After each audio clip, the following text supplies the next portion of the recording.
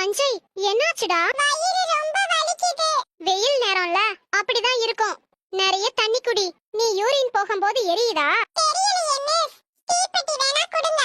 அடுத்த தடவை போகும்போது பத்த வச்சு எரியுதா இல்லையான்னு பார்க்கறேன். உங்களோட கான்ஃபிடன்ஸ் எப்போ அதிகமாகும், எப்போ குறையும்? மிஸ், போன்ல ஃப்ரண்ட் கேமரால போட்டோ எடுக்கும்போது வரும் பாருங்க ஒரு கான்ஃபிடன்ஸ்.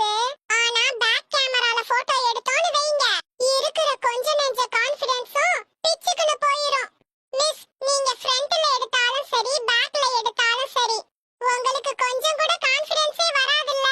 ஏன்னா உங்க முகலட்சணம் அப்படி. போய மூடு நமச்சி.